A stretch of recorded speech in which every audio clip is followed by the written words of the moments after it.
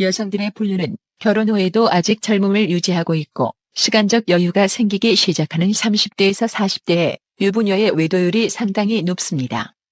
여성 성욕이 최고치로 끌어오르는 시기가 30대 후반에서 40 중반까지라는 속설과 어느 정도 일맥상통하는 것으로 보아 맞는 말 같기도 하네요. 아무래도 결혼 후 아이도 어느 정도 키워놓고 사회생활이나 경제적으로 안정이 되다 보니 한눈을 많이 팔게 되는 모양입니다.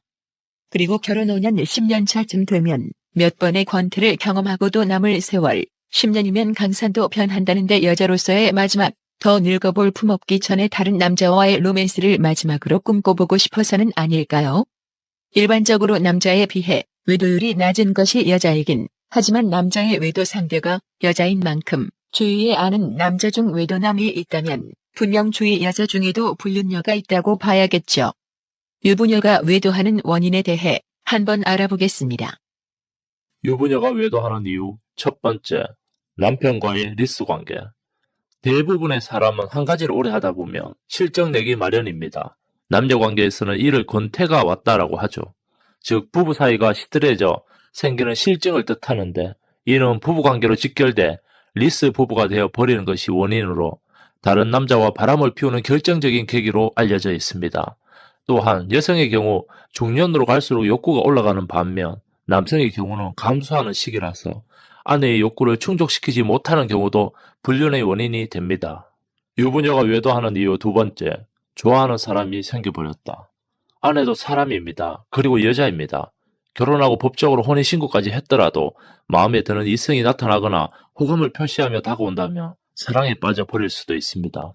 세상에는 영원한 건 없듯이 그 불륜녀가 누가 될지는 아무도 모르는 법이죠. 한마디로 불륜 여성은 누구나 될 수 있다는 말입니다. 불륜 여성의 경우 마음까지 빼앗겨 외도로 발전하는 경우에는 이혼으로 이어질 가능성이 매우 높습니다. 유부녀가 외도하는 이유 세 번째, 술에 취해서 정신줄을 놓았다. 회사 회식에서 직장 동료, 동창회 모임에서의 친구, 동호회 모임에서 나갔다가 아는 남자, 술김에 다른 남자와 바람을 피우는 경우가 많습니다. 아무래도 술에 취하다 보면 평소 호감이 있던 다른 남자의 유혹에 쉽게 넘어갈 가능성이 아주 큽니다. 술만 먹으면 정신 못 차리고 사고치는 여자들이 꽤 많습니다. 유부녀가 외도하는 이유 네 번째, 일상이 너무 지루하고 외롭다. 남성들의 경우에는 일이나 취미생활에 하루하루가 바쁘게 보내는 반면 전업주부의 경우에는 매일 집안일뿐 하루 종일 집에 있는 게 지루함을 느끼는 경우가 많습니다. 특히 중년 여성의 경우 아이는 어느 정도 커서 오전에는 학교를 가고 오후에는 학원을 가서 하루 종일 혼자 집에 있을 때 가장 많이 밖으로 나돌기 시작합니다. 매일같이 반복되는 일상이 하루 이틀도 아니고 수년 동안 계속되었다면 지치고 지루해진 아내는 새롭고 자극적인 걸 찾게 되고 바람을 피우고 싶다는 생각을 가지게 됩니다. 유부녀가 외도하는 이유 다섯 번째, 남편이 홀대한다.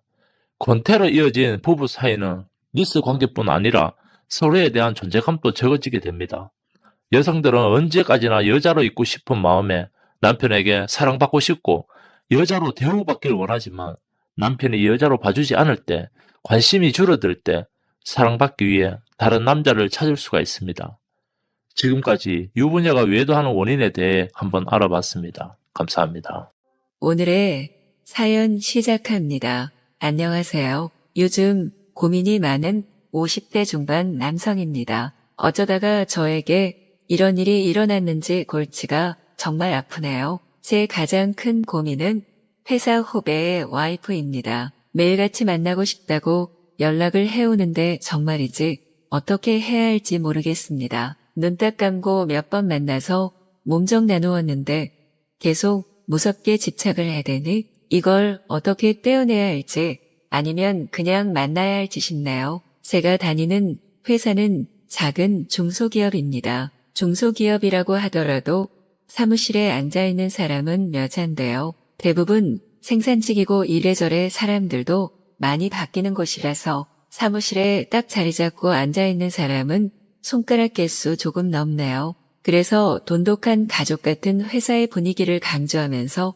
회식이 잦은 편입니다. 코로나 이전에는 워크숍도 참 많이 갔는데 아무래도 코로나 때 인원 감축도 좀 하고 재택근무도 좀 하면서 상황이 바뀌었죠. 작년 여름부터 정상적으로 모두 출근을 하게 되었는데 생각보다 회사가 매출이 올라가면서 사람을 급히 뽑게 되었습니다. 절반은 회사를 10년 이상 다닌 골수 직원들이고 절반은 새로운 사람들이라서 눈코 뜰 새 없이 일을 맞춰가서 이제 안정화가 되었네요. 신년맞이로 대표님이 다 같이 워크숍을 가면 좋겠다 하시더군요. 매출도 많이 올랐고 좋은 펜션 하나 빌려서 부부 동반으로 같이 하자고 하셨습니다. 바다도 보이고 수영장도 있고 족구장도 있는 큰 펜션을 아예 통째로 빌리게 되었네요. 각각 가족마다 크게 방도 대여해주고 다들 가정이 있는 사람들이라 일이 수월하게 진행되었습니다. 다들 단합대회처럼 작은 체육대회도 하고 맛있게 고기도 구워 먹고 술도 먹으니 얼큰하게들 취했습니다. 그중에서 저랑 같이 7년 정도 일한 팀원 녀석이 하나 있는데 술이 좀 약한 편입니다. 와이프는 술을 그렇게 잘 마신다는데 본인은 간이 약해서 그런가 모르겠다면서 영양제도 열심히 챙겨 먹으면서 힘들어 하더군요. 먼저 들여보내고 와이프분은 다른 분들과 같이 어울리면서 자리를 지키고 있었습니다. 급하게 전화 통화할 일이 생겨서 길게 전화를 하고 오니까 남은 사람들이 별로 없더군요. 제 와이프도 술을 그다지 좋아하는 사람이 아니라 피곤하다면서 먼저 들어가서 자고 있었고 자리에는 그 팀원의 와이프와 두세 명 정도 남아 있었습니다. 전화를 하고 와서 정신이 말짱해진 상태로 다시 마시기 시작했더니 다들 좀 힘들어하는 것 같길래 그럼 얼른 정리하자고 했죠. 그냥 치우라고 두고 들어갈까 했는데 다들 상태도 안 좋고 음식물이나 당장 치워야 할 것들만 좀 치우자 해서 도왔습니다. 나머지 두세 명도 자리에 들어가고 하다 보니 저랑 그 팀원의 와이프 딱 둘만 남게 되었습니다. 분주하게 움직이면서 치우던 와중에 혹시 괜찮으시면 자기랑 술을 한 잔 더 하자고 하는 겁니다. 술이 많이 고프신 건지 아니면 뭐 남편에 대해 잘 부탁한다고 이야기하고 싶은 건지 모르겠지만 그래도 나름 챙기는 팀원이라 그러자고 했습니다. 결혼하신 지는 5년 정도 되었는데 결혼식이랑 회식하다 술자리가 길어져 어쩌다 하게 된 집들이 이후로는 처음 뵙는 거였죠. 홀짝홀짝 마시는데 약간 눈빛이 풀린 것 같아서 이걸 어떻게 하나 싶었는데 갑자기 막 말을 하시더군요. 팀원이 40대 후반, 와이프분은 40대 초반인데 아이가 아직 없습니다. 자기들이 어린 나이에 결혼한 것도 아니라서 아이를 가지려고 많이 노력했다. 근데 잘 안 들어서더라 집에서는 다들 제 탓만 한다고요. 그래서 결혼하고 1년 정도부터 꾸준히 시험관을 하다가 코로나 때 잠시 조용해지더니 다시 괜찮아지니까 계속 시험관을 부추긴답니다. 너무 아프고 힘들고 솔직히 나이도 나이인지라 그냥 포기하고 안 하고 싶은데 시댁에서는 그렇지 않은 것 같다고 하네요. 참 고생이다 싶은 게 저도 와이프가 다낭 성난소 증후군 때문에 시험관을 했던 케이스입니다. 첫째는 시험관으로 가졌고 둘째는 뒤늦게 8년 있다가 자연으로 갖게 되어서 다들 축복이라고들 많이 했죠. 자연스럽게 생기기도 하니까 너무 걱정하지 마라 이야기를 했는데 남편의 정자수가 부족하다느니 별 이야기를 다 하더군요. 참 이야기를 그 친구가 혹시나 알게 되면 낙심할 것 같은데 술 취하셔서 하는 이야기겠거니 그냥 들었습니다. 저도 술 기운이 좀 올라오기도 했겠다. 몸을 베베 꼬면서 야릇한 눈빛을 보내는 그 분위기를 모르지 않았기도 했고요. 안 된다고 생각은 했지만 저렇게까지 눈치를 보내는데 거부하는 것도 남자가 아니지 않습니까? 갑자기 옆으로 와서 앉더니 남편은 그런 것도 하나 막아주지 못하고 시댁에서는 계속 눈치를 주니 너무 힘들다고 합니다. 그러면서 남편도 자꾸 그 시기에 맞춰서만 하려고 하고 부부관계가 너무 소원해져서 요즘 외롭다고 측은한 눈길을 보내더군요. 대놓고 유혹을 하는데 에라 모르겠다 싶어서 키스도 하고 주무르면서 몰래 차에서 뜨거운 시간을 갖게 되었습니다. 그러고 나서 아침에도 저를 보면서 배시시 웃는데 하룻밤에 불장난인 줄 알았던 게 아니었던 겁니다. 남편 핸드폰에서 찾았다고 하면서 낯선 번호로 연락이어서 받아보니 그 와이프분이더군요. 너무 좋았다면서 또 만나고 싶다고 해서 불끈불끈한 마음에 몇 번 만났습니다. 술자리도 갔고 잠자리도 갔고 그냥 그러다가 말겠거니 생각했던 게 문제였습니다. 갈수록 더 적극적이고 대범한 걸 원하더니 어느 날은 자기 남편 야근시키고 놀러오라더군요. 이건 진짜 아니다 싶어서 거리를 두려고 했습니다. 그냥 좀 가볍게 만나는 거면 모를까. 이렇게까지 가슴 졸이면서 만날 사이도 아니고요. 그냥 가끔 가다가 만나서 서로 외로움이나 달래주는 사이였다면 딱 좋았을 것을 선을 잡고 넘으려고 하시더라고요. 처음에는 그런 적극적인 모습에서 매력을 많이 느꼈습니다. 나이도 그렇지만 와이프와는 오랜 연애 후에 결혼을 하게 돼서 그런지 와이프의 갱년기 이후에 부부관계가 소원했거든요. 원래도 그렇게 적극적이고 먼저 유혹하는 스타일이 아니라 제가 대부분 원해서 하는 편이 훨씬 많았고요. 그러다 보니 여자가 이렇게까지 대놓고 들이대는데 제가 매력적으로 느끼지 않을 수 있나요? 뜨겁게 잠자리 몇 번 갔고 그냥 어쩌다 가끔 만나는 사이가 될 줄 알았건만 점점 원하는 횟수가 많아집니다. 남편이 그동안 안아주지 않아서 그렇다고 하는데 정말 곤란하고 이제는 부담스럽습니다. 만나면 집에 안 보내주려고 하는 것도 불편하고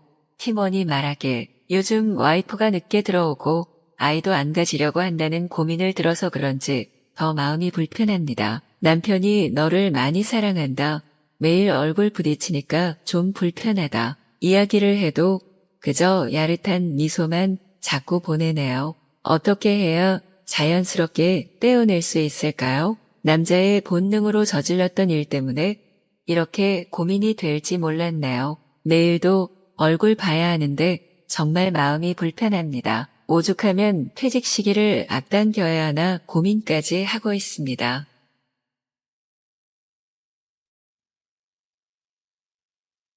안녕하세요. 저는 건강한 20대 청년입니다. 저는 연상의 유부녀를 사랑했었습니다. 그 상대는 같은 아파트에 사는 유부녀입니다. 그녀는 제가 고3 때 저희 윗집으로 이사를 왔습니다. 그 뒤로 종종 마주칠 수 있었던 사람입니다. 처음 이사를 왔을 때 작은 케이크를 돌렸습니다. 그때 처음 그녀를 보았고 한눈에 반했죠. 내 눈에는 너무 아름다운 사람이었습니다. 유치원 다니는 딸아이가 있던 아줌마인데도 불구하고 날씬한 몸매와 큰 눈이 너무 매력적인 사람이었죠. 말투도 엄청 예의 바른 그런 사람이었죠. 아이가 있어서 조금 시끄러울 수 있다고 하더군요. 최대한 주의시키겠다고 이해를 해달라고 하셨습니다. 저는 괜찮다고 아이니까 이해한다고 말을 했지요. 잠깐 대화를 하는 것만으로도 가슴이 설레었죠. 그리고 그녀가 주는 케이크를 받아들었습니다. 저녁에 부모님께도 그런 상황은 말씀을 드렸습니다.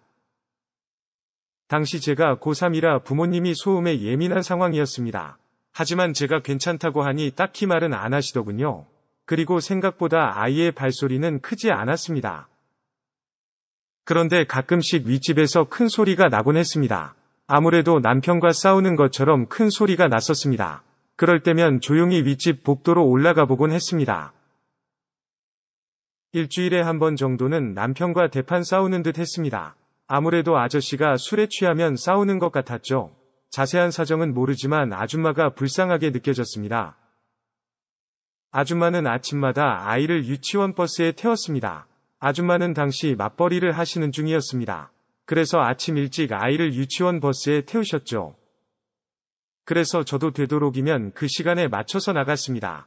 그러다 보니 자연스럽게 마주치는 일이 많았죠. 아줌마와 딸이랑 그렇게 만나서 인사를 나누었습니다. 자주 마주치다 보니 딸아이와도 금방 친해졌습니다. 제가 장난도 쳐주고 하니 아이가 좋아했죠. 아이와 가까워지니 아줌마와도 금방 가까워졌습니다. 그래서 짧지만 이런저런 대화를 나누었지요. 제가 수능을 본다며 엿도 사주셨고 응원도 해주셨죠. 결정적으로 가까워진 계기는 제 진로 문제 때문이었습니다. 사실 저는 그때 어떤 학과를 가야 할지 생각이 없었습니다. 그냥 조건 맞는 곳에 입학한다고만 생각을 했었죠. 그런데 어느 날 어떤 전공을 할 건지 물으시더군요. 그때는 아무 생각이 없었습니다. 그런데 문득 아줌마의 직업이 떠올랐습니다.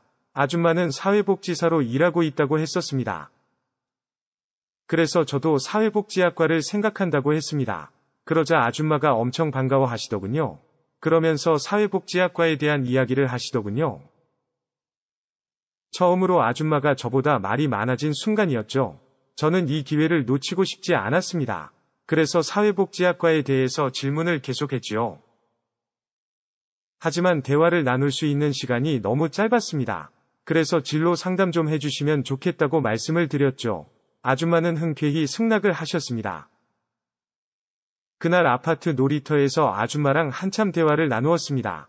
그렇게 대화를 나누는 것은 처음이었습니다. 물론 부모님께도 말씀을 먼저 드렸습니다. 진로 상담을 받는다고 하자 부모님도 좋아하시더군요. 그래서 이런저런 조언을 받게 되었고 저는 정말로 사회복지학과에 합격을 하게 되었습니다. 그 뒤로 아줌마와는 진짜 많이 친해졌습니다. 그리고 제 마음속에서도 아줌마를 향한 애정이 더 커졌죠. 매일 아줌마를 생각하면서 꿈을 꾼 것 같았습니다. 가끔은 아줌마가 제 연인이 되는 꿈도 꾸게 되었습니다. 꿈속에서는 그녀와 마음껏 사랑을 나누는 사이였지요. 미쳤다고 스스로 생각하면서도 멈추질 못했습니다. 그리고 아줌마는 여전히 남편과 자주 싸웠습니다. 남편이 정형외과 의사라고 들었습니다. 그리고 밖에서 보면 엄청 온순한 사람이었습니다. 그런데 집안에서는 엄청 가부장적인 사람 같았습니다. 제 눈에는 가면으로 속을 감추고 있는 그런 사람이었죠. 밖에서 착한 척하고 집에서는 폭군인 것 같았습니다. 싸운 다음 날이면 아줌마가 제 눈을 피하곤 했습니다. 저는 그런 아줌마의 모습에 마음이 아팠습니다. 그런데 어느 날 충격적인 모습을 보게 되었습니다. 아줌마가 목도리 같은 걸로 얼굴을 감싸고 있더군요. 저는 무슨 일 있냐고 물었더니 아무 일도 아니라고 했습니다. 제가 아줌마의 목도리를 손으로 잡아보았죠. 그런데 아줌마의 얼굴이 부어있더군요. 그 순간 오히려 제가 화가 치밀었지요. 그 남편이 아줌마를 때린 것이었죠. 저는 순간 막 화를 내면서 아줌마에게 소리쳤습니다. 그놈이 그런 거냐고 화를 내며 물었죠. 그러자 아줌마가 신경 쓰지 말라고 하시더군요. 잠깐 흥분한 저는 아줌마를 붙잡고 따지듯 물었죠. 덕분에 우리 둘 다 지각을 하게 되었습니다. 하지만 아줌마의 상황도 조금은 알게 되었죠. 천사 같은 그녀가 맡고 있다는 사실에 충격이었습니다. 그리고 너무 마음이 아파왔습니다. 그래서 그런 남편이랑 헤어지라고 말씀을 드렸습니다. 그때는 정말 흥분해서 이런저런 말을 막 쏟아냈죠. 그러자 아줌마가 오히려 피식 웃으셨습니다. 그래도 자기 편 들어줘서 고맙다고 하시더군요. 아줌마는 눈시울이 붉어져 있더군요. 그동안 많이 힘들었던 모양이었습니다. 저는 아줌마에게 제가 도와드리겠다고 했습니다. 그 뒤로도 가끔 윗집에서 싸우는 소리가 들렸습니다. 그럴 때면 제가 윗집으로 올라갔습니다. 그리고 일부러 문을 두드렸지요. 그러면 정말 귀신같이 집안이 조용해졌습니다. 아줌마가 놀라서 문을 열고 나오시더군요. 저는 그런 아줌마에게 살짝 윙크를 했습니다. 그리고는 일부러 큰 소리로 항의를 했습니다. 너무 시끄럽다고 조용히 좀 하자고 말이죠. 아줌마는 피식 웃었지만 제 연기는 효과가 있었습니다. 남편은 타인 앞에서는 순한 양이었습니다. 그래서 제가 문을 두드리는 순간 폭력을 멈추었죠.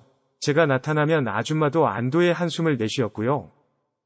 당시에는 제가 아줌마를 구해야 한다고 생각했습니다. 그리고 아줌마도 자연스럽게 그걸 받아들였죠. 그건 우리만의 비밀이었습니다.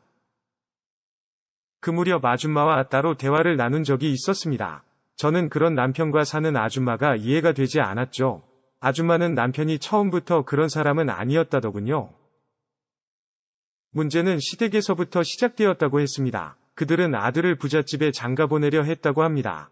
그런데 아들이 부자가 아닌 여자랑 결혼을 한 것이죠. 아줌마에게 반해서 결혼을 밀어붙였다고 하더군요. 시댁에서 과도한 혼수를 요구했지만 아줌마의 형편이 그걸 맞춰올 수 없었다고 했습니다.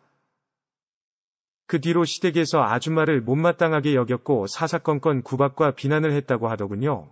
처음에는 남편도 아줌마 편을 들어주었다고 했습니다. 하지만 시간이 지날수록 남편도 시댁과 한편이 되었고 지금의 지경에 이르는 것이었습니다. 남편의 마음을 돌리려 노력도 했다고 하더군요. 이제는 아줌마도 희망을 거의 놓은 상황이었죠. 하지만 아이 때문에라도 이혼은 겁이 난다더군요. 저는 아줌마의 인생을 위해서라도 이혼을 하시라고 했죠. 아줌마와는 오래 이야기할 시간이 없었지만 종종 계단에서 아줌마를 불러내 커피도 사드렸고 잠깐씩 대화도 하곤 했습니다. 아줌마와의 비밀스러운 시간들이 생긴 것이었죠. 그것만으로도 마치 우리는 같은 편이 된 느낌이었습니다. 우리만의 묘한 흥분감도 있었죠.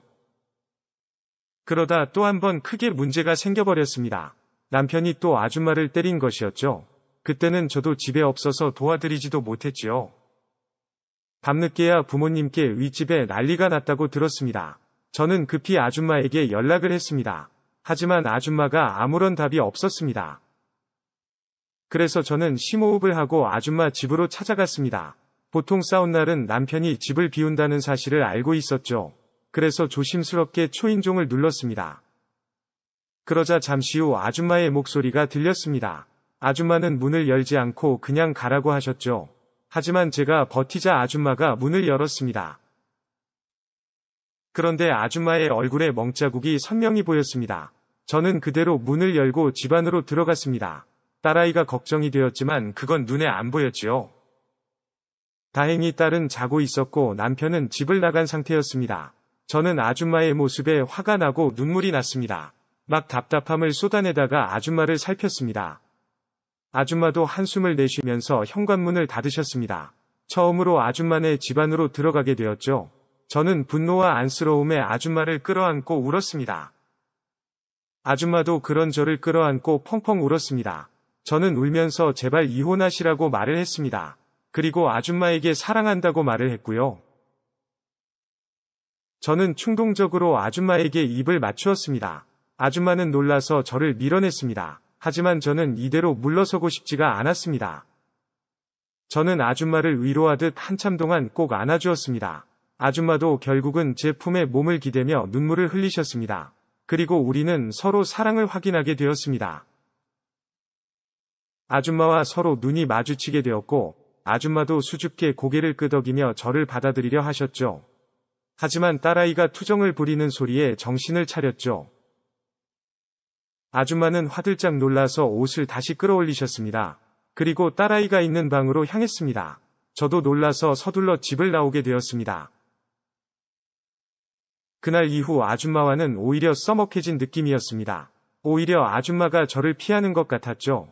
하지만 제 마음은 더욱 간절해지기 시작했죠. 그래서 다음날 아줌마에게 잠깐 이야기를 했습니다. 아줌마는 앞으로 서로 거리를 두자고 하시더군요. 저는 진심으로 아줌마를 좋아한다고 말을 했습니다. 그렇다고 아줌마에게 부담 주고 싶지도 않다고 했습니다. 그저 아줌마가 제발 이혼은 하셨으면 좋겠다고 말을 했죠. 아줌마 그렇게 맞고 사는 거 보면 마음이 아프다고 했습니다. 그렇게 제 짝사랑이 끝나는가 싶었는데 그 남편이 또 발작을 하고 있더군요. 저는 언제나처럼 윗집으로 올라갔습니다.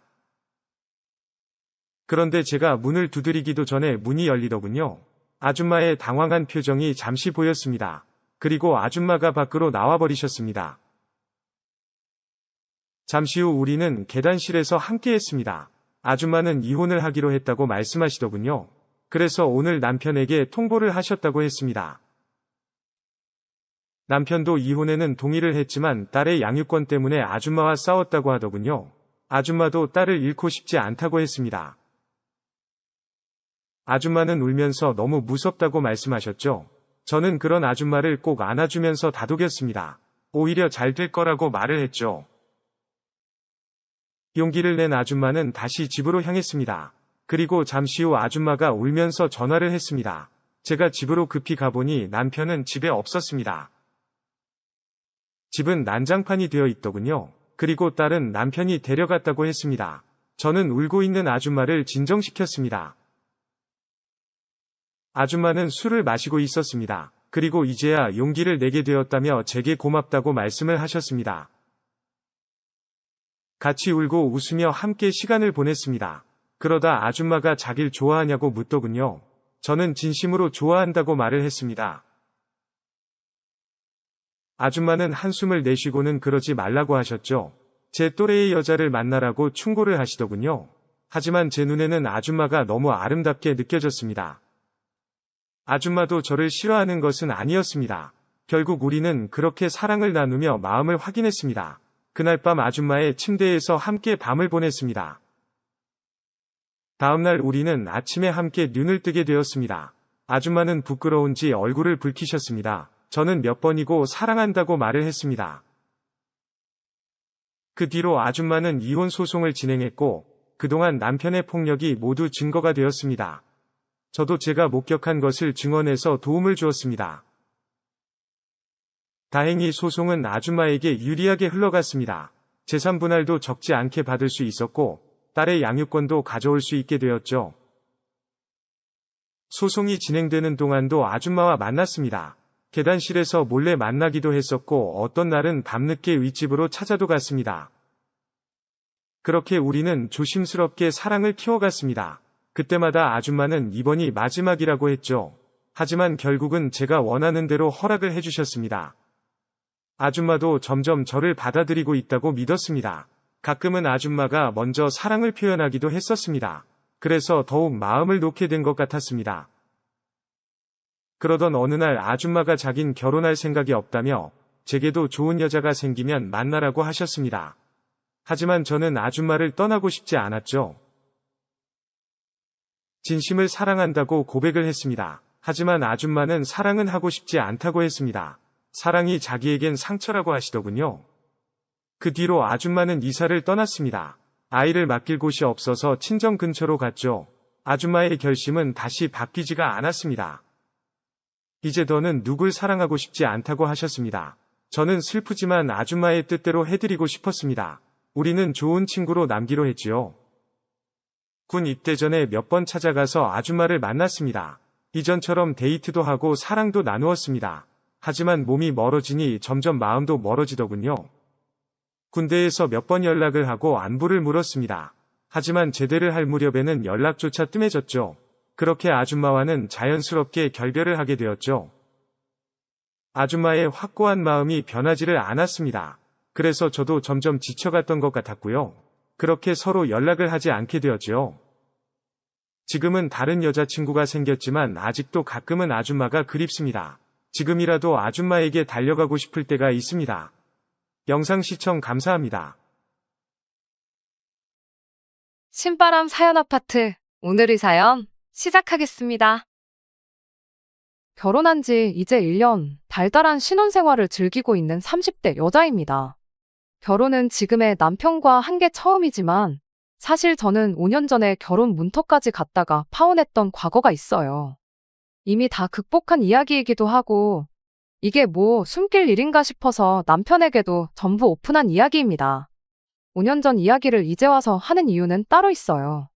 그때 당시 파혼하면서 미처 하지 못한 말을 얼마 전에 한 번에 다 쏟아낼 수 있었거든요. 몇 년 동안 맘속에 담아두고 살면서 이따금씩 자다가 이불도 발로 한 번씩 걷어찰 정도로 마음에 담아두고 있었는데 이번 일을 기회로 전부 다 풀어버리게 돼서 속이 그렇게 후련하고 기분이 좋을 수가 없네요. 마음 같아서는 사연에 그 자식, 개자식 하면서 쓰고 싶은 생각이 굴뚝 같지만 편의상 남자친구라는 호칭으로 사연을 적도록 하겠습니다. 저랑 파혼을 했다는 그 남자친구는 제가 사회생활 시작하고 얼마 되지 않아서 알게 된 사람이었어요. 저보다 나이가 2살이 많았고 대기업 사무직으로 일을 하고 있었지요. 나이는 2살 차이가 났지만 저도 남자친구도 입사 첫 해를 보내고 있던 신입사원으로 사회생활 시작한 시기는 거의 비슷했어요. 서로를 알게 된 지 얼마 지나지 않아서부터 연애를 시작했고 그렇게 3년을 더 만났습니다. 남자친구 나이가 32이 되면서 집에서 빨리 결혼하라는 압력이 들어온다는 멋없는 청혼을 받게 되었고 아무튼 그렇게 결혼을 약속하게 되었어요. 결혼 이야기가 나오자마자 남자친구가 제게 먼저 제안했던 게 있는데 결혼은 반반 결혼을 하는 게 좋겠다는 말이었습니다. 그때 당시에도 남자가 집해오고 여자가 혼수를 해온다는 말은 옛말이나 마찬가지였고 다들 반반 결혼을 선호하는 분위기였습니다. 그래서 저도 반반 결혼하는데 아무런 거부감이 없는 상황이었어요. 거기에 추가로 남자친구가 먼저 부모님 손 안 벌리고 결혼하고 싶다는 말을 하더라고요. 저는 흔쾌히 알겠다 했고 자신있게 부모님 손 벌리지 않고 반반 결혼하자고 먼저 말을 꺼냈으니 당연히 저는 남자친구가 모아놓은 돈이 꽤 되는구나 하고 생각을 했었어요. 그런데 막상 까놓고 보니 남자친구가 모아놓은 돈은 제가 모아놓은 돈의 절반 수준밖에 안 되는 돈이었습니다. 제 통장에 얼마가 있는지 확인한 남자친구가 돈을 어떻게 이렇게 잘 모았냐며 칭찬을 해주긴 했는데 그 말을 꺼내는 표정이 어찌나 당황스러웠는지 굳어버린 표정을 감추지 못할 정도였어서 그때 대번에 돈을 많이 안 모아놨다는 사실을 눈치챌 수 있었어요. 제 정확한 월급에 대해서는 연애 3년 하는 동안 알려준 적이 없었습니다. 자기가 대기업 다니면서 월급 잘 받으니까 비교적 유명하지 않은 회사 다니는 제가 하찮은 월급을 받고 일을 한다고 생각을 했던 건지, 아니면 자기 씀씀이만큼 저도 돈을 쓰고 다닌다고 생각을 한 건지 그런 부분은 말해주지 않았으니 잘 모르겠지만, 하나 확실한 건 부모님 도움 없이 반반 결혼하자는 말을 꺼냈을 때 어느 정도 그런 생각을 가지고 있었을 수도 있겠구나 하는 생각이 들었어요.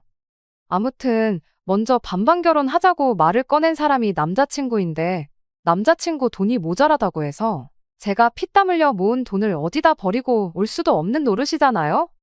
결국 남자친구는 부모님한테 손을 벌릴 수밖에 없었습니다. 어떻게 이야기가 잘 되었는지 남자친구가 모아놓은 돈에 더해서 1억을 지원받아 오기로 했어요. 그 덕에 덩달아 저도 저희 어머니께 손을 벌릴 수밖에 없었지요. 저희 어머니께서는 흔쾌히 모자란 만큼의 돈을 해주셨어요. 사실 아버지 돌아가시기 훨씬 전부터 해서 저 시집 갈 때 되면 준다고 돈을 따로 모으고 계셨다고 하시더라고요. 그 액수가 꽤 큰 금액이었던지라 그 돈을 전부 다 받아오면 남자친구가 또 집에다가 손을 벌려야 할 상황이라서 딱 제가 필요한 만큼만 받기로 했습니다. 그렇게 2억 6천이라는 결혼 자금이 생기게 되었는데, 크다면 큰 액수지만 신혼집이며 신혼여행을 포함한 전반적인 결혼식 비용을 생각해보면 엄청 빠듯한 돈이었어요. 다른 걸 떠나서 집 문제만 생각해도 이미 벌써 돈이 모자란 느낌이더라고요. 저희 어머니께서 저 준다고 했던 돈을 다 받을 걸 그랬나 하는 순간도 있었지만, 그 돈을 다 받았더라도 욕심만 더 커졌을 거라는 생각에 가지고 있는 만큼에서 잘 준비해 보려고 했습니다. 그런데 하루는 안 그래도 모자란 예산인데 남자친구가 어머니가 주셨다고 하면서 저한테 글씨가 빼곡하게 적혀있는 예단 목록을 건네줬습니다. 일반적으로 받는 예단 품목들에 금이며 명품이며 아주 이것저것 적혀있더라고요.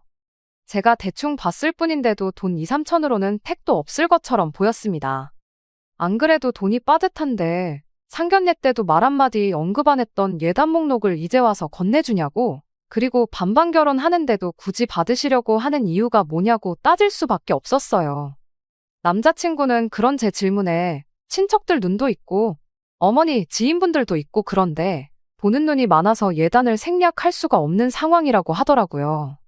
상견례 때 아무 말이 없던 건 그때야 우리가 양가 도움 없이 결혼하기로 했던 상황이었지 않느냐고.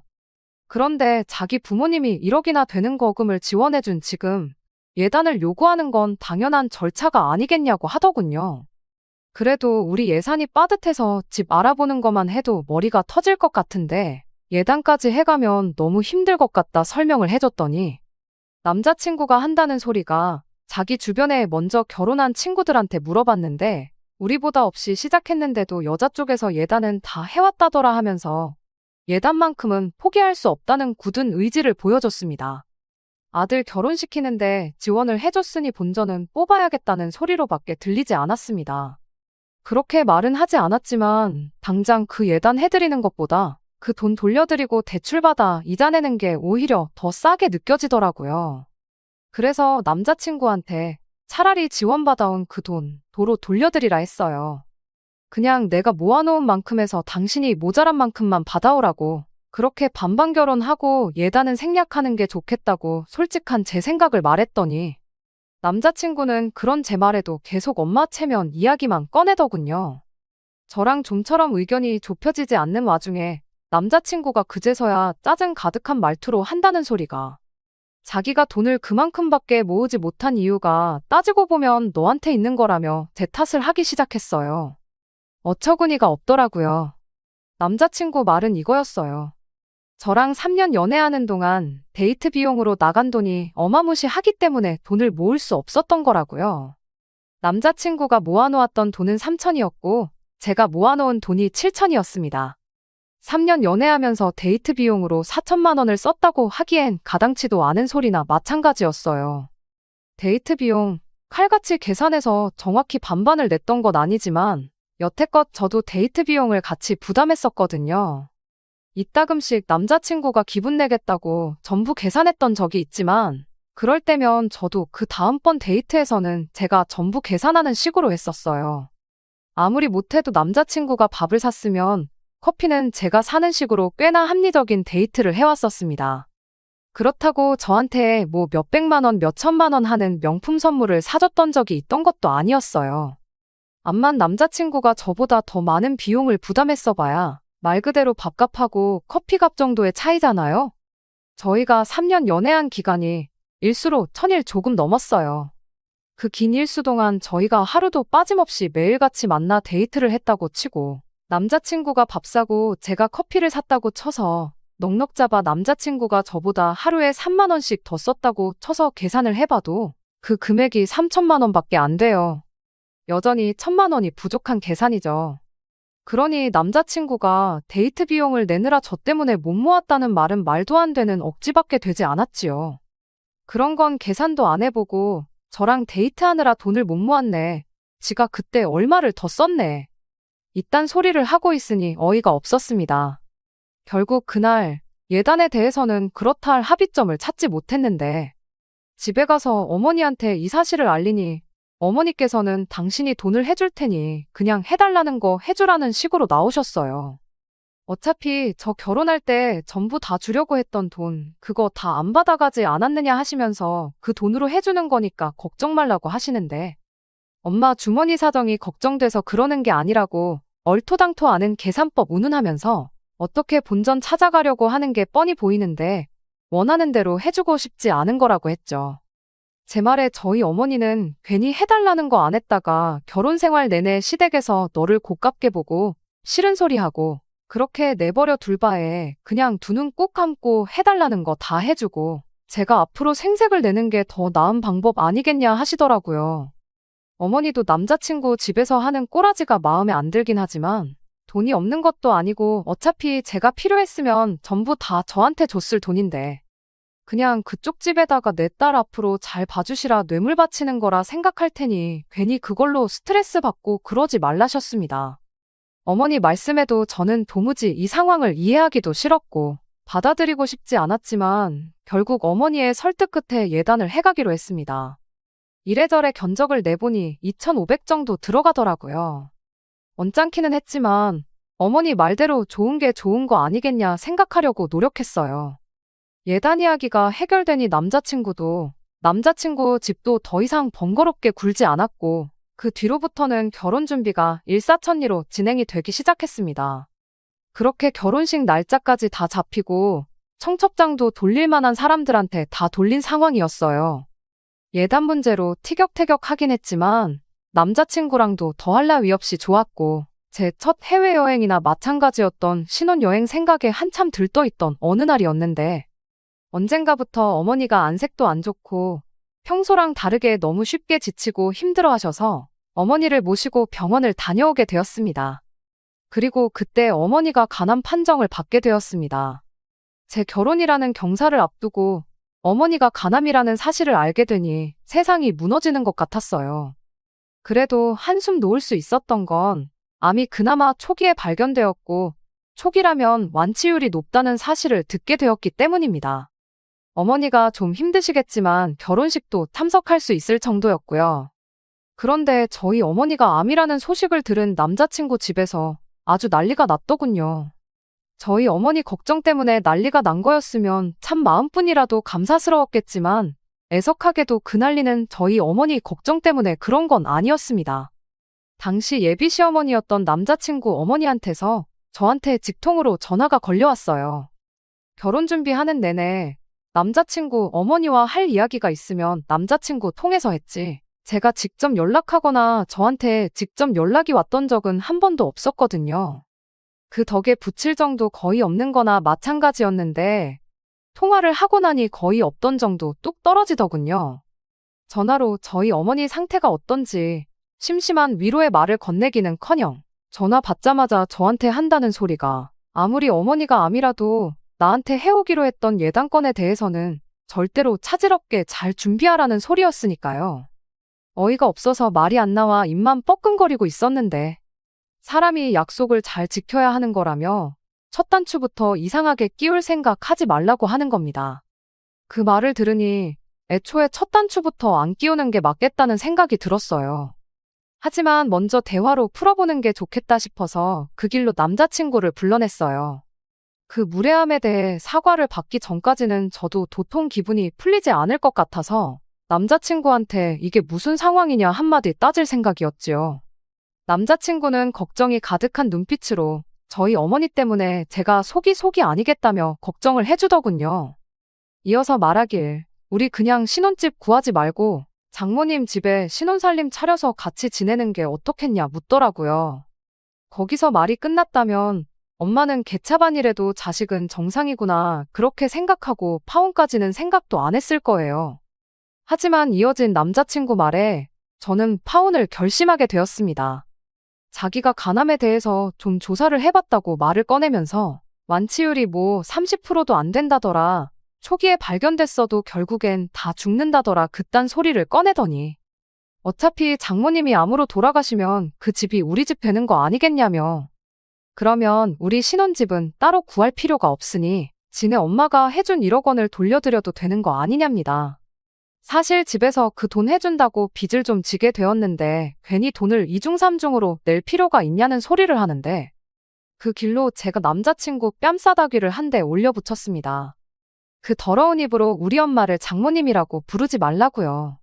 결혼식장까지 가서도 모르는 게 결혼이라는 말 못 들어봤냐고. 길게 말할 것도 없고 너네 같은 집구석하고 더 얽힐 생각 없으니 파혼하자고 했어요.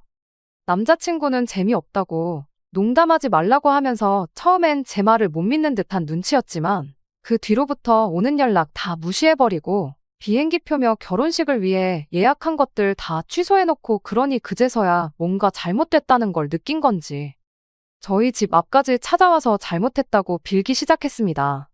그간 만나온 정이 있으니 더 못 볼 꼴 보기 전에 더는 찾아오지 말라고 뭐 그렇게 매일같이 찾아와 사과하는 남자친구를 뒤로하고 파혼하게 되었습니다.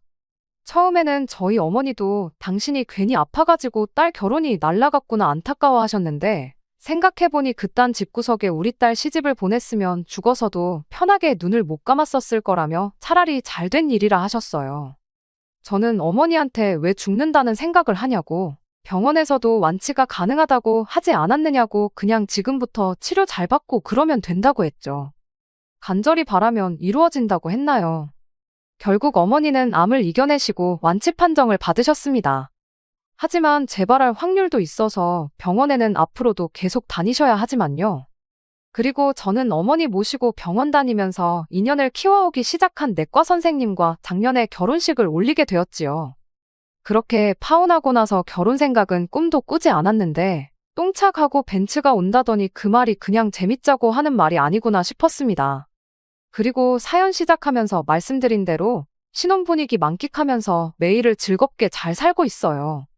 누군가 그러길 헤어진 연인에게 해줄 수 있는 최고의 복수는 그 사람보다 훨씬 행복하게 잘 사는 것보다 좋은 게 없다던데 그런 알량한 복수 같은 거 생각할 겨를도 없을 정도로 행복하게 잘 지내고 있었습니다.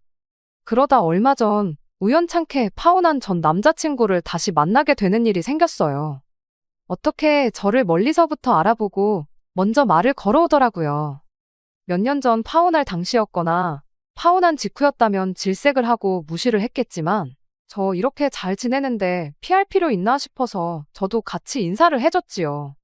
저를 보더니 잘 지내는 것 같아 보인다고 대번에 먼저 말을 하더라고요. 슬쩍 제 왼손 약지를 보더니 결혼도 했는가 보다 하면서 아쉬운 듯한 표정을 지어왔어요. 그러더니 물어보지도 않았는데 구구절절 자기 이야기를 꺼내기 시작했습니다.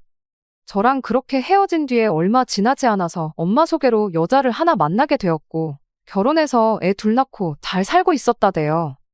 과거형으로 말하길래 뭔 일이 있었구나 싶었는데 아니나 다를까 얼마 전에 결국 엄마 때문에 이혼하게 되었다고. 그 덕에 엄마랑은 연을 끊었다고 하면서 그때 너한테 잘할 걸 그랬다. 자기가 이혼당할 때 다른 사람보다 너가 먼저 생각나더라 하면서 엄마 말보다 너 말을 더 들었어야 했는데 후회가 된다느니 어쩌니 하면서 엄청 질척거리기 시작하는 겁니다. 더 이야기해봐야 말만 괜히 이상한 대로 흘러갈 것 같고 이 사람이 뭔가 착각을 해도 단단히 하는 것 같아서 그때 3년 만나온 정을 봐서 굳이 안 해주고 넘겼던 그 말, 속에 품고만 지냈던 그 말을 한마디 해줬어요. 니네 엄마도 문제지만 니도 못지않게 문제가 있는 거 모르냐고. 엄마랑 연까지 끊었다면서 애엄마랑 다시 살림도 못 합치고 이러고 있는 꼴 보니 너는 아직도 너한테 문제가 있는지 모르는 것 같다고. 이렇게 나한테 옛날 이야기 할 시간 있으면 집에 가서 네 인생부터 돌아보고 자기 객관화 좀 해서 남 탓 좀 그만하라고 했어요. 제 할 말 다 끝내고 다음부터는 이렇게 우연찮게라도 만나지 않았으면 좋겠다. 마주치더라도 제발 나 모르는 척하고 그냥 네 갈 길 가달라 말하고 뒤돌아서 집으로 와버렸습니다. 옛정에 호소하면서 옛날 이야기하면 뭐 이제 와서 행복하게 잘 지내고 있는 제 마음을 돌릴 수 있을 거라고 생각했던 걸까 싶네요. 정말 다시는 꼴도 보기 싫은 사람과 재회한 건 짜증나는 일이지만 그때 마음 약해져서 해주지 못한 한마디 해줘서 그런가 속 하나만큼은 후련해졌네요. 지금 저는 더할 나위 없이 행복하고 어머니까지 완치 판정을 받은 지금 솔직히 그때 파혼하게 된 게 제 인생에 있어서 운이 좋았던 거라 말할 수 있겠네요. 지금 행복한 만큼 앞으로도 계속 이렇게 행복하면 좋겠습니다. 끝까지 들어주셔서 감사합니다. 오늘의 사연은 여기까지입니다. 구독과 좋아요, 알람 설정 부탁드리고 더 좋은 사연으로 다시 찾아뵙겠습니다. 감사합니다. 감사합니다. 감사합니다. 안녕하세요. 오늘의 사연입니다. 구독과 좋아요 한 번씩 부탁드릴게요. 바로 사연 시작하겠습니다. 저는 30대이고 여성으로는 아직 많지 않은 변호사입니다. 이혼 전문 변호사로 활동하고 있고 그래서인지 여성분들에게 의뢰가 많습니다. 매일 바쁘게 일하던 중에 지금의 남편과 결혼했습니다. 남편과의 만남은 1년 전입니다. 저는 휴일에 혼자 카페를 돌아다니는 것이 취미였어요. 그럴 때 옆자리에 앉은 게 남편이었고 제가 떨어뜨린 티스푼을 주워준 게 첫 만남이었어요. 남편도 혼자 카페에 오는 것을 좋아하는 듯 했고 그리고 무엇보다 정말 잘생겼습니다. 백마탄 왕자님이 이상형이었는데 오똑한 콧날에 키도 크고 잘생겨서 첫눈에 반했습니다. 남편과 카페에서 짧게 이야기를 나눈 게 계기가 되어 순조롭게 연인 사이로 발전해서 작년 가을에 결혼했습니다. 하지만 평범한 회사원이던 남편과는 달리 저는 너무 바쁜 변호사였습니다. 점점 함께할 수 있는 시간이 줄어갔습니다. 계속 시간 내지 못해서 미안해. 정말 너무한다. 결혼한 지 반년이 넘어가는데 아직도 신혼여행을 못 간 게 말이나 돼. 그리고 예전보다 계속 비행기 값이 천정부지로 오르고 있다고. 경비는 내가 많이 부담할게. 우리는 여행 책자를 보며 신혼여행 계획을 세우고 있었습니다. 지금 여행하기에 좋은 계절이지만 반대로 여행 가려는 사람들이 많다 보니 하나부터 10까지 너무나도 비쌌고 괜찮은 숙소 예약도 못하고 있었습니다. 그런 상황에 남편은 점점 짜증이 났고 저는 저 때문에 이렇게까지 여행이 오래 걸린 자책감 때문에 사과밖에 못하고 있었습니다. 문제가 한둘이 아니야. 이래서 제대로 계획 세울 수나 있겠어? 진짜 이럴 거면 다른 사람과 결혼할 걸 그랬어. 진정해. 남편이 거침없이 속마음을 말해 저는 놀라서 할 말을 잃었습니다. 이해는 어느 정도 합니다. 제가 기념일이나 그런 걸 잘 못 챙기긴 하거든요. 전 여자친구는 그래도 남들이 하는 만큼은 했어. 아무리 바빠도 그렇지 가장 중요한 신혼여행을 아직도 못 가고 있다면 어느 누가 화가 안 나겠어? 미안해. 남편은 전 여자친구와 가끔 저를 비교했습니다. 이럴 거면 전 여자친구와 결혼하지 그랬냐고 따지고 싶지만 평소에는 잘 대해줬기 때문에 남편을 좋아하는 마음이 변하지 않아 그런 말은 하지 못했습니다. 그래서 남편의 말에 상처받으면서도 평정심을 유지할 수밖에 없습니다. 변호사를 하면서 익힌 기술이기도 하지만 당사자가 된다면 견디기 힘들긴 합니다. 변호사라고 해도 똑같은 사람이기에 별 다를 게 없는 거죠. 다음에는 정말로 괜찮은 거지? 다음에 또 계획에 차질 생기면 가만 안 있을 거야. 남편이 압박을 줍니다. 저는 지금까지 몇 번이나 신혼여행 일정을 취소했는지 기억도 잘 못하겠습니다. 아무리 일이 바빠도 남편에게 몹쓸 짓을 했다는 미안함이 있어요. 아무리 계획을 잘 세운다 한들 갑작스럽게 의뢰나 지명이 들어오면 도저히 거절할 수 없습니다. 게다가 지금 시기가 저에겐 경험을 쌓아가는 중요한 시기라 많은 경험과 실적이 무엇보다 필요했습니다. 이걸 남편이 알아줬으면 좋겠는데 평범한 회사원인 남편이 이해하긴 어려운 것 같았습니다. 벌써 2달 전에 휴가 신청해놨어. 이번에는 정말로 갈 수 있어. 제가 이렇게 말하니까 일단은 이해를 해줬습니다. 우리의 여행 계획은 조금 삐걱거렸지만 나름 순조롭게 진행됐고 목적지는 하와이로 결정되었습니다. 여행 계획을 마무리함과 동시에 제가 근무하는 사무실에 전화가 왔습니다. 전화를 받아보니 급한 부탁이었어요. 저는 실적을 위해서, 생활비를 벌기 위해서, 그리고 의뢰인을 위해서 주저하지 않고 의뢰를 수락했어요. 여보 미안해. 지금 사무실에 급한 일이 있어서 가봐야 해. 오늘 레스토랑에서 저녁 먹기로 약속했잖아. 아 맞네. 저도 모르게 깜짝 놀랐습니다. 생각해보니 그런 약속을 했었습니다. 게다가 거긴 1달 전에 예약해야 하는 곳이어서 남편이 예약을 잡았다고 기뻐하던 레스토랑입니다. 누군가를 돕는 것도 좋긴 하지만 나를 너무 소홀히 하는 거 아니야? 내가 그럴 리가 있겠어. 어쨌든 미안해. 됐고, 그렇게 일이 중요하면 그렇게 계속 일만 하면서 살아. 말을 꼭 그렇게 해야 해? 내가 미안하다고 하잖아. 그리고 내가 벌어야 생활이 되지. 당신 월급으로 할 수 있는 게 뭐 있다고 그래. 저는 무심코 속마음을 말해버렸습니다. 남편은 일을 금방 그만두는 버릇이 있어서 한 곳에 꾸준하게 다니지 못했습니다. 간신히 재취업한 지금의 회사는 일이 쉬운 대신 월급은 200만 원 정도였습니다. 그리고 지금 사는 이 집의 월세가 120만 원입니다. 2명이 살지만 월세는 거의 다 제가 부담하고 있는 형편이었어요. 그래서 제가 벌지 않으면 애초에 기본적인 생활조차 안 되는 겁니다. 날 깔보는 거야? 변호사라고 잘난 척하는 거 밥맛이야. 사실이 그렇잖아. 지금 한창 바쁠 때인데 이럴 때 벌어놔야지 언제 벌겠어? 일단 사무실에 좀 갔다 올게. 싸우던 중이었지만 급히 대화를 마무리하고 저는 집을 나왔습니다. 평소 같으면 현관까지 배웅해주는 남편이지만 이날은 아무것도 안 해줬어요. 사무실에 도착하자 이미 의뢰인 여성분이 앉아 있습니다. 저와 의뢰인은 형식적인 자기소개를 마치고 저는 바로 본론으로 들어갔습니다. 이야기를 들어보니 약혼까지 한 남자친구가 바람을 피우고 있는 것 같고 이 남자에게 위자료나 손해배상을 요구하고 싶다는 것이었습니다. 그 사람이랑 결혼까지 약속했는데 크리스마스 때나 휴가 같을 때도 안 만나주거든요. 저희가 만나는 건 대개 평일 밤이에요. 주말에는 절대 안 만나고 함께 여행 가는 것도 일절 없고요. 아무리 생각해도 이건 다른 여자가 있다고 밖에 생각되지 않아요. 우선 바람을 피우고 있다는 증거가 없으면 어떻게 할 수가 없어요. 그러니 저희와 협력하고 있는 흥신소에 조사를 의뢰하는 것이 어떨까요? 여자는 조금 망설이다가 천천히 고개를 끄덕였어요. 그럼 남자친구 이름과 사진 같은 것을 보여주시겠어요? 여자는 폰을 꺼내 화면을 보여줬습니다. 그리고 그것을 보고 저는 놀랐습니다. 놀라는 저를 보고 의뢰인은 신기한 듯 저를 바라봤습니다.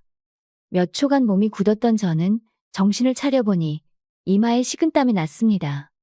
저기, 괜찮아요. 땀이 나자 저를 걱정해 주셨습니다. 저는 심호흡을 하고 여러 가지 질문을 했어요.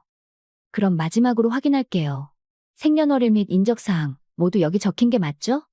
제 질문에 모두 맞다고 하며 그녀는 고개를 끄덕입니다.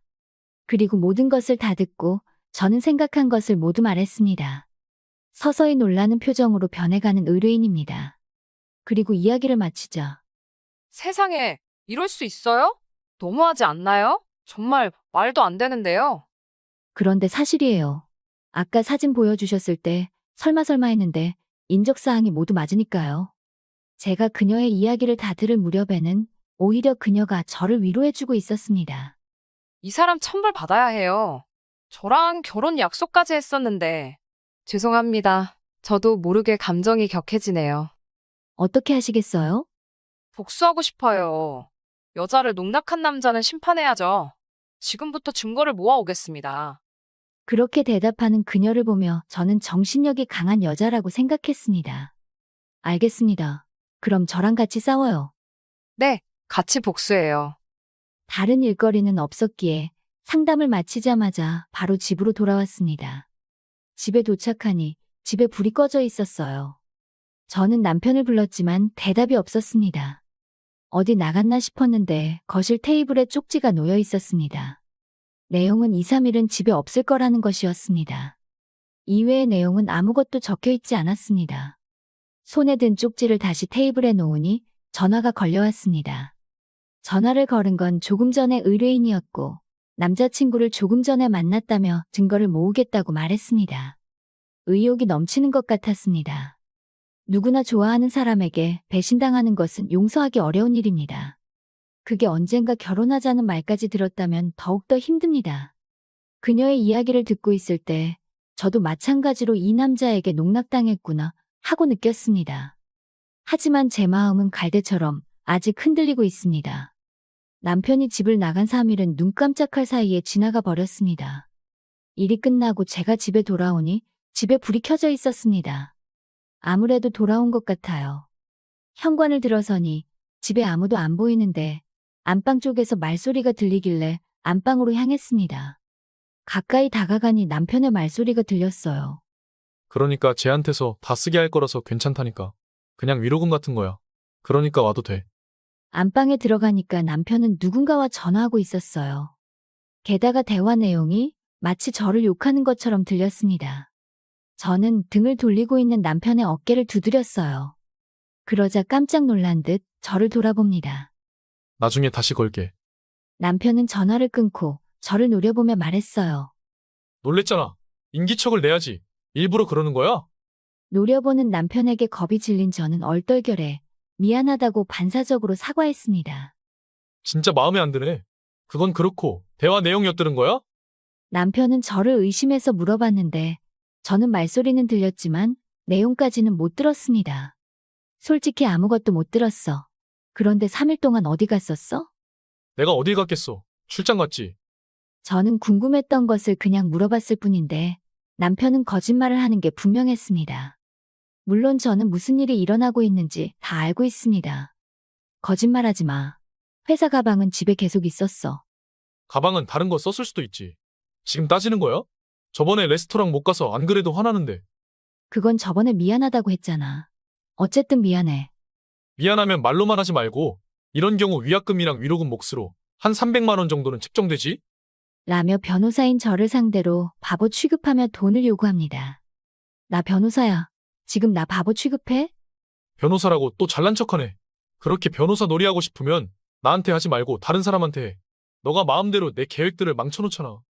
내가 놀려고 그런 것도 아니고 일한다고 그런 건데. 당신이 계획 세웠다고 해서 뭐든지 다 될 거라는 생각하지 마. 그러니까 너는 잘못한 게 없다는 거지? 진짜 너랑 결혼한 거 후회된다. 저는 남편이 결혼한 게 후회한다고 말한 게 2번째라서 저도 모르게 되물었습니다. 당신 정말 나랑 결혼한 거 후회돼? 글쎄, 잘 모르겠네. 아까는 후회한다더니. 신혼여행이 얼마 안 남았으니까 우리 싸우지 좀 말자.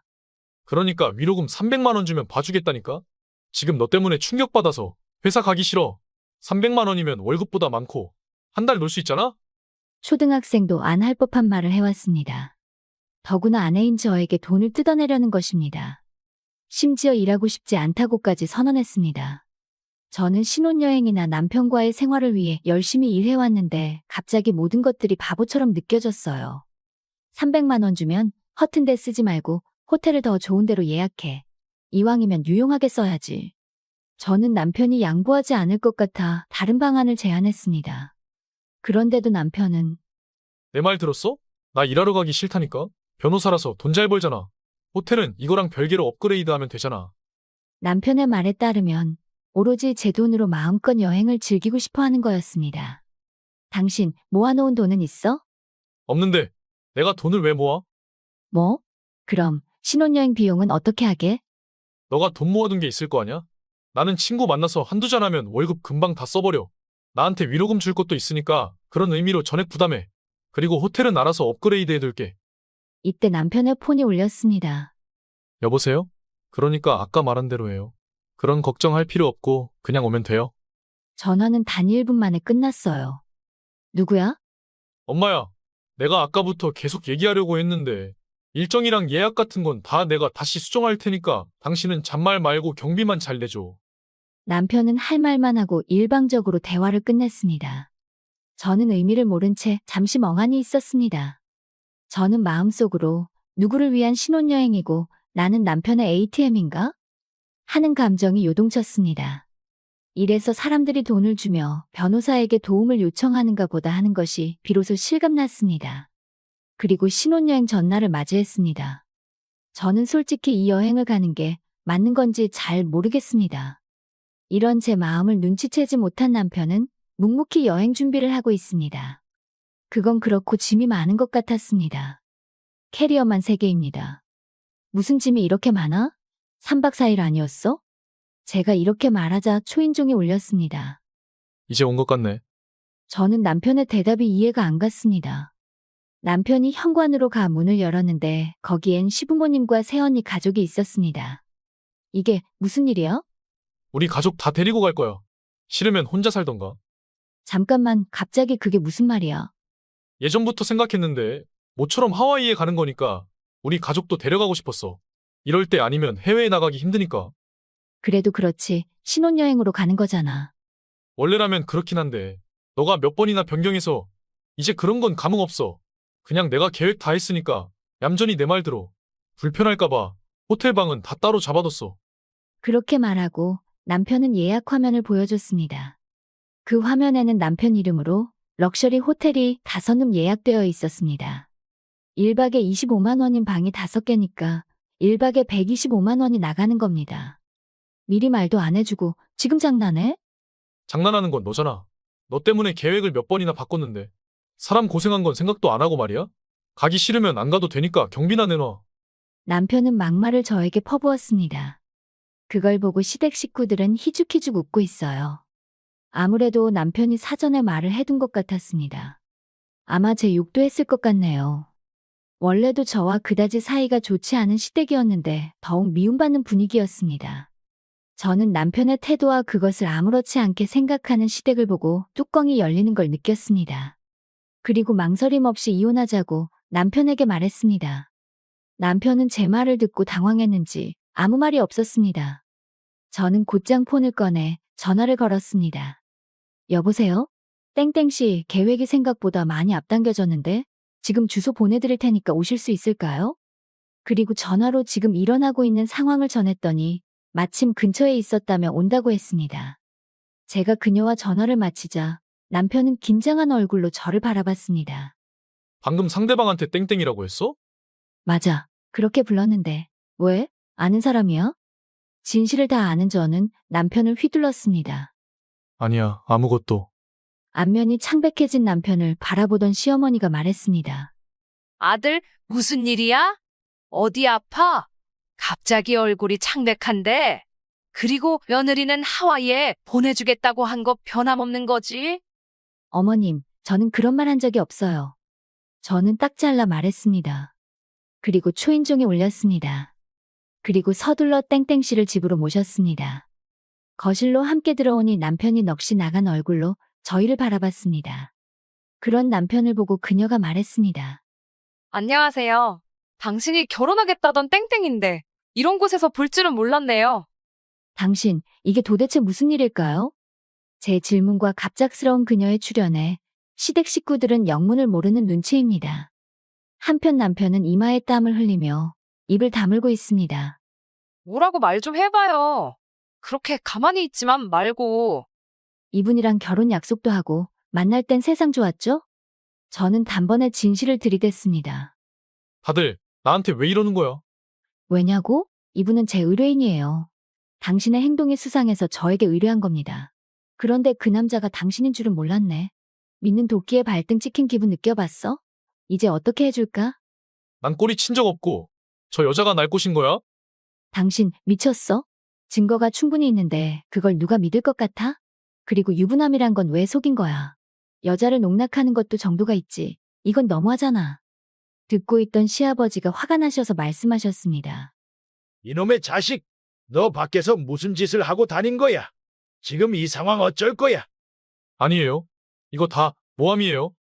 남편은 필사적으로 부정했습니다. 땡땡씨가 의뢰해왔을 때 사진을 보고 당신이란 걸 알게 되면서 모든 걸 다 말하고 돕기로 했어.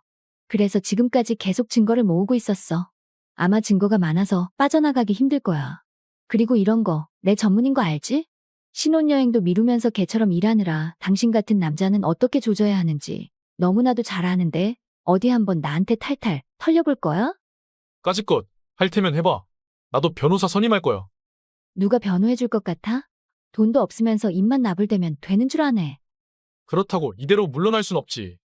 얼른 진심으로 사과해. 당신 마음대로 모든 계획 세워놓고 나 때문인 것처럼 말한 것도 사과해. 저는 사과도 필요 없고 법으로 다 청구할 거니까 두고 봐요. 그리고 두 번 다신 얼굴 못 들고 다니게 동네방네 소문도 내줄게요. 여보, 미안해. 그냥 나는 잠깐 기분 전환만 했을 뿐이야. 이거 말곤 다른 뜻은 없었어. 이번이 처음이자 마지막이야. 한 번만 용서해줘. 진심 같지도 않고 당신이랑 어울리지 않는 사과네. 나를 ATM처럼 취급하고 안 들켰으면 계속 한눈 팔았을 거란 거 모를 것 같아? 당신이 내 입장이라면 용서할 수 있겠어? 제가 되묻자 남편은 아무 말도 하지 않았습니다. 아까도 말했지만 당신과는 이혼이야. 귀찮지 않게 내가 다 처리해 줄 테니까 당연히 위자료도 알아서 다 청구해 줄게. 그리고 신혼여행은 영원히 취소야. 또 취소야. 남편은 작게 중얼거렸습니다. 어이없게도 아직 갈 수 있다고 생각하고 있는 것 같습니다. 그런 남편에게 저는 분명히 말했습니다. 아니다. 여행 가고 싶으면 가면 되지. 모두 다 당신 명의로 예약해놨잖아. 그러니까 다 함께 하와이 가서 놀다 오면 되겠네. 어차피 지금 환불하면 얼마 못 돌려받을 텐데 당신 돈으로 다 모시고 다녀오면 되겠네. 그러자 남편은 이제야 깨달은 듯 눈이 휘둥그레졌습니다. 지금 예약한 것만 해도 수백만 원인데 내가 그런 돈이 어딨어. 여보, 다시 한번 생각해봐. 남편은 제 다리에 매달렸습니다. 저는 위에서 내려다보며 한마디 했습니다. 더러운 손으로 내 다리 만지지 마. 제 눈을 본 남편은 천천히 손을 떼고 바닥에 손을 댔습니다. 그리고 고개를 푹 숙인 채 바닥을 보고 있습니다. 그런 남편을 보고 그녀와 저는 마음이 조금 풀렸습니다. 시부모님은 믿을 수 없는 것을 보는 듯한 눈으로 끝까지 지켜보고 계셨습니다. 아무 말도 하지 않으시고 말이죠. 어머님, 아버님, 죄송하지만 남편과 여행 다녀오세요. 저는 이제 이혼 절차 준비해야 해서 함께 못 가요. 며느라, 남자가 사회생활하다 보면 실수할 때도 있는 건데 어떻게 한 번만 용서해 줄 수 없겠니? 아들이 용서를 빌잖아. 꼭 이렇게까지 해야겠어? 시부모님은 저에게 용서해주라고 하셨지만 저는 마음을 바꿀 생각이 없었습니다. 저도 사회생활하고 있고 용서를 빌어서 될 일이 아닌 것 같아요. 죄송합니다. 열심히 살려고 했는데 결국엔 제가 배신당했는데 용서하기가 쉽지 않아요. 그리고 저도 저희 집에서는 소중한 딸인데 저희 부모님은 용서하지 말라고 하실 거예요. 제가 이렇게 말하자 시부모님은 아무 말도 못하고 고개를 돌렸어요. 당신한테 땡땡씨 거랑 내 것까지 합쳐서 내용 증명 보낼 테니까 나중에 잘 읽어보도록 해. 여행 잘 갔다 오고 이 집은 내가 계약했으니까 돌아올 땐 다른 데로 가. 비밀번호도 바꿀 거야. 그렇게 말하고 저는 땡땡씨를 데리고 집을 나가려 하니 남편이 울부짖었습니다. 나이든 남자가 부모에게 매달리는 모습을 보니 진심으로 한심했습니다. 신혼여행을 계속 취소했던 게 약간은 미안하지만 그래도 용서하지 않고 이혼하기로 마음먹은 건 잘한 것 같습니다. 그 후 땡땡씨는 새로운 사람을 만난다고 하고 전 남편은 부모님 집에 들어가서 산다고 합니다. 길에서 한 번씩 볼 때가 있는데 머리에 탈모도 좀 생긴 것 같고 살도 좀 빠져 보였습니다. 모든 게 다 뿌린 대로 거둔 거겠지요. 지금은 바쁘지만 나중에 저도 좋은 사람 만나서 진정으로 행복한 신혼여행 갈 수 있기를 기대해 봅니다. 끝까지 시청해 주셔서 감사합니다. 그럼 다음 영상에서 다시 뵙겠습니다.